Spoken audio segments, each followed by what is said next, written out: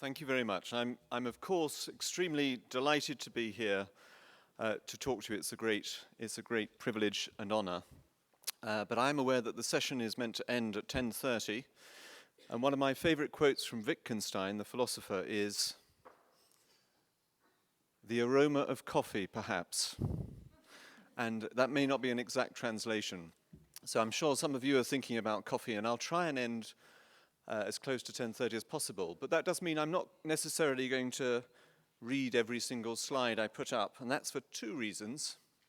One is that if you go, I'm largely reporting on a report from the Nuffield Council on Bioethics, and if you go to their website here, you can get the whole report, you can download it, and it's yours for free. It's several hundred pages, and it will say everything possible that I could say. And the other reason I'm not going to read everything from my slide is because you can probably find most of it in this little booklet, which if you go out of that door and go around to the right, you'll find a table somewhere which has got about a couple of hundred of these little booklets there, which gives you a summary of the report. So I hope that that information will be useful, and I'm biased towards the report, but I would commend it to you. Because of time, I'm not going to say very much about the Nuffield Council on Bioethics. It's the closest we have in the UK to a national bioethics committee, and it's an independent body. It produces a couple of reports a year. This year it's produced a report on personalised medical care or something of that nature, and I think it does sterling work. It does it by, it decides on what it wants to report on, it forms a working party, and then they work for a couple of years and then produce a report. And the report on dementia, which is called Dementia Ethical Issues, came out on this day a year ago. So on this day a year ago, I was probably wearing the same tie and the same shirt, although they have been washed since then. So here's a sort of summary of what the report says. I mean, it looks at an ethical approach. It looks at a sort of framework, and I will linger a little bit over the framework. And then it talks about day-to-day care and decisions that have to be made, and I'll touch on some of those. There's something about decision-making, but I'm not going to say anything about that because that's mostly the sort of legal stuff to do with capacity, and the report focuses on Scotland and England and Wales. And, well, Northern Ireland doesn't have an act yet. So I'll leave that out. We've heard a bit about Stigma, and we've heard a lot about Stigma. It was great. And but I'll say a brief word about that and something about recognizing the needs of family. I'm not, although it says in my abstract that I was going to say something about research, I'm not going to, except to say that the report makes the point that there's a lack of equity. If you look at the number of people with something like cancer or cardiovascular disease, and you compare it to the number of people with dementia, we're not getting enough of the cake for dementia research. And the only other thing that the report says that I want to mention about research is that we also need to have more qualitative research. We need to know more about the experience of living with dementia. And here's a sort of rough general view about one of the sort of overarching themes, I think, from the report, which was that actually a lot of issues to do with dementia, and I know this from doing some research with carers of people with dementia, where we went round and asked them what difficulties they were having. This was funded by the Alzheimer Society in the UK, in England, and we asked them what difficulties they were having. And although sometimes the difficulties were couched in practical terms or in financial terms, at root the difficulty was often a sort of moral one. So you often hear people talk about carer burden. I think a large part of that carer burden is actually ethical or moral burden. It's that feeling of guilt that a lot of carers describe, for instance, when they have to put their loved one into care. Now, that's a sort of moral feeling. They feel they've done something wrong, and that's why they feel guilty. So if that's the case, if a lot of the carer burden is sort of moral burden, then people who are looking after people with dementia and their carers need to be appraised of moral issues and know how to deal with them. So that's a sort of overarching message. So I said I'd linger a little bit over the ethical framework that we present at the start of this report in order then to deal with the more sort of detailed issues that arise. And it's It has 6 components, which I'll now go through. The first one is a sort of methodology. And the methodology is a case-based methodology, which means that you have to look at individual cases individually. And this is also known as casuistry. So people who know a bit about moral philosophy or ethics will have heard the word casuistry. And if I wanted to highlight a bullet point from that slide, I would highlight the point about identifying the relevant facts. One of the things that always annoys me when I hear people talking about ethics is when they say, oh, in ethics, there are no right or wrong answers. I think that's total rubbish. Of course there are right or wrong answers. If there were no right or wrong answers, then the answer would just be that you just listen to the person who shouts the loudest, or the person who has the most money, or the person who has the gun to your head, or whatever. Of course there are right or wrong answers, but every case will be different because the facts will always be different. In this family, the husband and wife have always got on very well. In that family, the daughter and the son don't see eye to eye, and so forth. In this person, the sodium is a bit high or a bit low. There's always a fact that might change the ultimate decision. But so the first component was to look at things case by case and treat people individually. The next 2 components reflected 2 beliefs. And the first belief was that dementia does actually cause harm. It is a disease of the brain.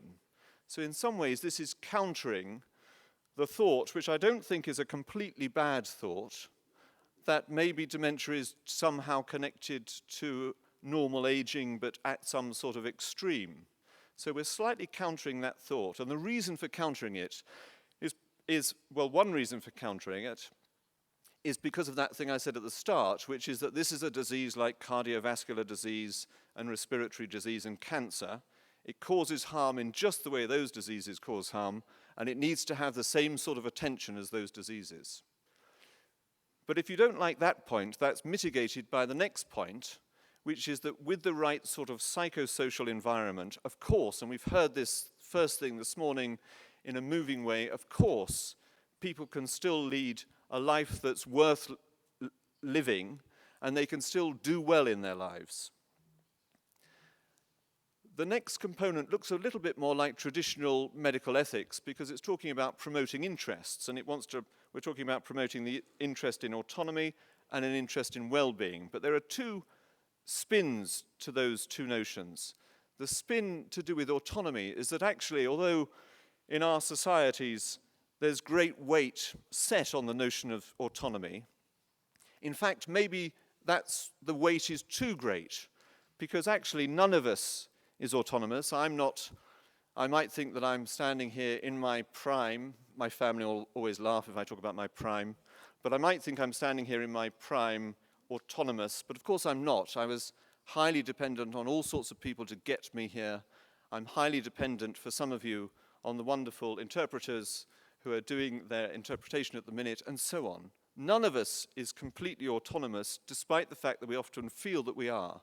And so autonomy is more typically relational, which immediately brings us to the theme of this particular meeting and this particular session, because it emphasizes the importance of the carer and the importance of the person with dementia in the context of that sort of care, that we're all in this together, which is the name of this conference. Sometimes that will have to be balanced, that notion of autonomy, by the notion of well-being. And the spin on this is just to point out that well-being for somebody with severe dementia might be brought about by moment-to-moment experiences. The experience of somebody just having a kind word as they pass. This might improve somebody's well-being. And we don't want to make global judgments about quality of life that may be inappropriate. Well, when I was on the working party, I think it was a chap called Ruud Temerlen, who's a professor at Bristol, but comes from the Netherlands. I think he introduced the notion of solidarity, and we've heard it twice this morning already, that it seems to me it's a crucial notion. It's not a negotiable thing. It's not something, in our view, in the view of the working party, thinking about this in a sort of ethical way. It's not a negotiable thing in two senses. One, in a sort of factual sense, because actually many of us are going to get dementia, and if we don't get it, somebody in our family is going to get it. But it's also non-negotiable in a sort of conceptual sense. At least it's non-negotiable conceptually if you like the work of people like Heidegger, who talks about being with, and has that sort of notion of being in the world, and the way we're in the world is we're typically in the world as people who share things with other people. Our being in the world is typically being with other people. So there's a strong sense, and there's a strong European tradition, of course, behind this notion of solidarity. There's a strong sense that that needs to be an important principle inspiring our work with people with dementia. And the final component is to do with the notion of personhood. And it says on the slide, it says that a person with dementia is the same person despite changes in mood and behavior. It's important to say this because some people have said that you lose personhood or selfhood as your dementia progresses because they've linked personhood very closely to memory. But what we all know is that there's much more to a person than just memory. So we can hold personhood, we can maintain personhood if we pay correct attention to all the other facets of what it is to be a human being. And therefore, a person with dementia is of equal value to a person without dementia. So it seems very important to stress these principles. I'm not going to say very much about what it says in the report about approaches to care, but we discussed things like person-centered care and the way in which that, as it were, merges into palliative care, and how palliative care can be a very useful model. And I know that there are various people talking about palliative care later in this conference. But then beyond that, there's also a notion called supportive care, which is like palliative care, but is trying to get rid of some of the dichotomies that have appeared in palliative care between, for instance, cure and care, and so on. So we liked the notion of supportive care, but actually at the end, what we said was that it didn't really matter what the thing was called, it's really how it's done that is important. And again, you'll see that when we were talking about how to give care in this report, we emphasized that we're all partners in this. And if you're interested in providing ethical care, then you can split it up into the different stages of dementia. And of course, different sorts of issue will arise in all the different stages of dementia. And I'm not going to linger over those different stages. I note from the program that many of those issues will be discussed by other speakers later in the conference. Well, the next section is really to do with stigma, and so again, I can be reasonably brief about it. But I mean, it certainly is true that I didn't say at the start that this report was based on a huge consultation. It was the largest consultation that the Nuffield Council has ever held in terms of people who responded to it, and in terms of also the Working Party going out to meet people and to see various groups and activities. And a lot of people told us about the stigma. There were people who said they didn't feel stigmatized, but there are a lot of people who do feel excluded in one way or another. And the framework, especially the notion of solidarity, should encourage us to get rid of stigma if at all possible. I think it's interesting to try and think what the world will look like if we do try genuinely to promote inclusion for people with dementia. It may well be that it looks like a world in which there are things like Alzheimer cafes, for instance. But there are all sorts of other activities that people with dementia might wish to participate in and might feel slightly, they may feel it's difficult for them to participate in some of these activities because of the way things are currently set out. One of the stories from the Working Party that I liked was somebody told us that their wife had always gone to church, but it had just become difficult for them to go to church because the service was too long. So what they started to do was the man just took his wife to the last bit of the service where she could then join in, and she was then around for the coffee after the service. So she was still participating. So that was a sort of an individual making a sort of change so that the thing became more manageable. But you could ask the question, well, why haven't churches, why haven't theatres and so on. Why don't they have things set up in a way that will be encouraging for people with dementia? And I think one of the things that we should remember is that that there is a question of disability rights here. And certainly in the UK, there are a lot of restaurants, for instance, which are probably breaking our Disability Discrimination Act because they don't set things up in a way that might encourage people with dementia to attend. They know that they have to have ramps for wheelchairs, but they haven't thought that they might want to do something else to help people with dementia. So this is an overview of some of the particular issues that arise in dementia. We're aware that they arise on a daily basis. They're often the cause of considerable stress, and certainly carers need some sort of support in this. So one of our recommendations was that those involved in direct care of people with dementia should have access to ongoing education and support in ethical decision making. So we should perhaps be going to nursing and residential homes, care homes, and talking to the staff and educating them so that they recognize when they're facing ethical dilemmas and they know then how they might approach them. But let me just give you one or two examples of particular issues. So this is the issue of assistive technology. And I suppose the main thing that people think about are tagging and tracking mechanisms for people who are, in inverted commas, wandering. And so the concerns are that this might be an intrusion of privacy if you start sticking things onto people, or if you start putting cameras in people's rooms and so on, that it may cause more stigma, and that things like cameras in rooms may mean that the person doesn't have to have quite so much human contact. So there are genuine concerns about technology, but of course technology may be wonderful. It may be the way in which you completely empower the person with dementia and their carers. So this needs to be considered carefully. And our conclusion was that we had to think about things on a case-by-case basis, and we had to take into account the person's own views about privacy, the likely actual benefit for this individual, the impact on the carer's interests, and also this business about dangers of loss of human contact. One of the things that we were very proud of in the report was that in England, we're certainly absolutely dominated by risk assessments. We're always having to do risk assessments. And we decided that what we really needed was this notion of risk-benefit assessments. We heard in the working party of a place where there was a garden with a pond in it, but somebody had come along and done a risk assessment and said, you can fall in the pond, so they'd had to get rid of the pond. Nobody had said, what is the benefit of having a pond? Does that improve somebody's quality of life? So the notion of risk-benefit assessment is something we would wish to promote. We're talking about, in this session, to some extent about carers, and it's important to remember that there is abuse.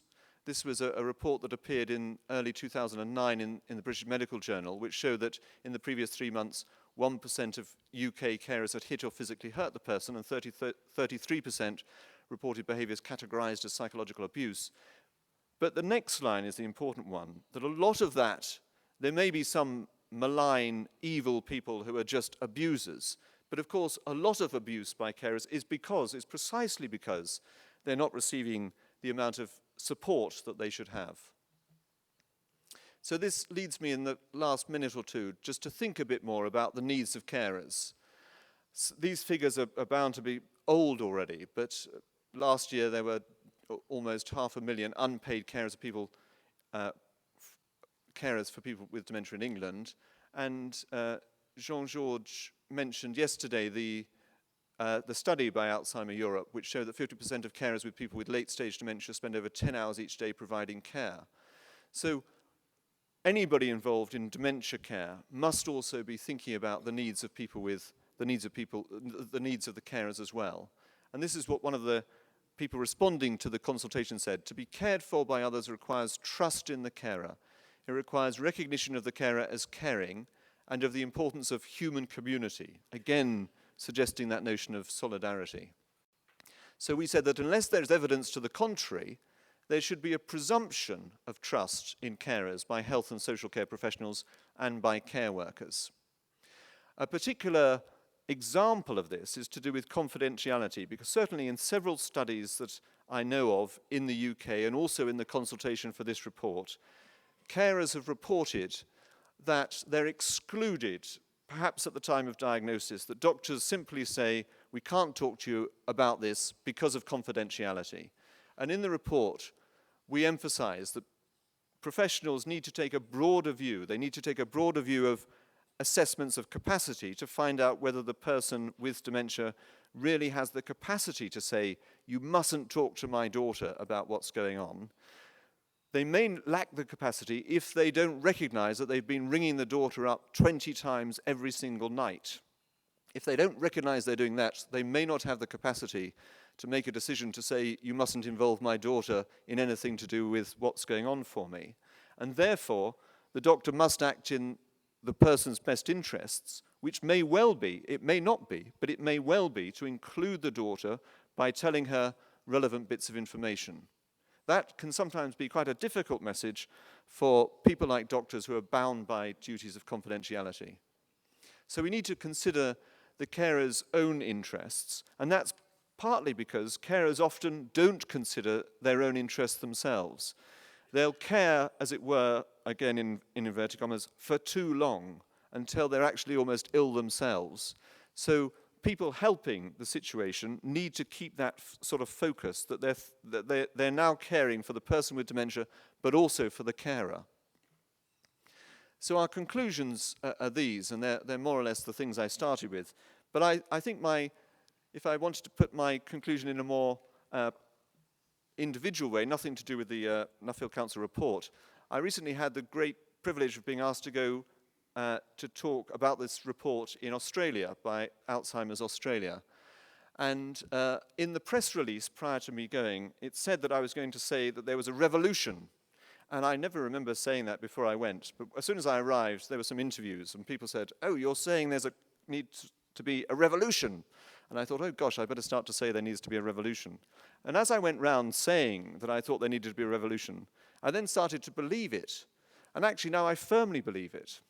There really does need to be a revolution in terms of our care for people with dementia and their carers. It needs to be a personal revolution in terms of changes in terms of individual people's attitudes. It needs to be, as it were, a regional or local revolution in terms of services and what we're doing to allow people with dementia to remain included in society. And it also needs to be a revolution at the level of nations. And that's why Alzheimer Europe is doing such a tremendous job. But we need to push on. We need to get people into the streets. Do I get arrested if I suggest that we actually start rioting? But if you got all the people with dementia and their carers onto the streets, then think what would happen. There would clearly be changes. It may be that the demographic changes bring about the revolution, but we certainly need one. Thank you very much.